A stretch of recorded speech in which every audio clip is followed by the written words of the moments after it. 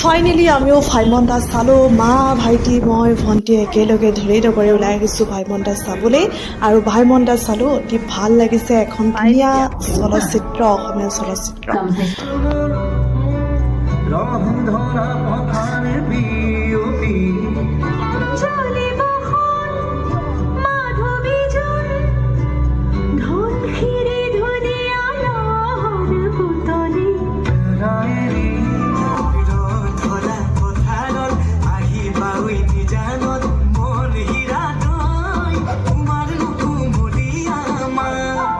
অসমীয়া চলচ্চিত্ৰৰ চাহ পোহৰ, অসমীয়া চলচ্চিত্ৰৰ উত্থান পতনৰ দিনবোৰ কেনেকুৱা আছিল, পৰিচালক হিচাপে মুনীন বৰুৱাৰ কেনেকুৱা কষ্ট আছিল, সেই সকলোবোৰ দেখিলোঁ। আৰু তাৰ পাছতেই জুবিন দাৰ এটা ভাইৰেল ক্লিপ।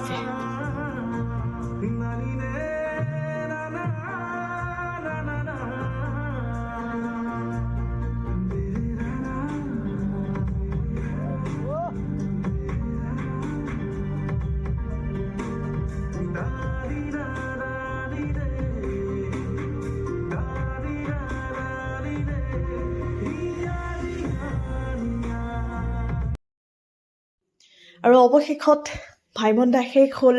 আমি ছবিগৃহৰ পৰা ওলাই আহিলোঁ আৰু মাৰ মুখত এটা মিচিকীয়া হাঁহি। চাওকচোন, দেখিলেই ভাল লাগি যায় নহয়নে? আৰু মই কওঁ, অসমীয়া চলচ্চিত্ৰ চাবলৈ এইদৰে ঢলে ঢুবাৰে ওলাই আহিব লাগে। কিদৰে মুনীন বৰুৱাই কষ্ট কৰিছিল নহয়নে? আমি সকলোৱে দেখিলোঁ চলচ্চিত্ৰখনৰ মাধ্যমেৰে। আৰু তাৰ পাছতেই পেট পূজাৰ পাল আহিল আৰু আমি সকলোৱে থুকপাতকৈ পেট পূজা কৰিলোঁ।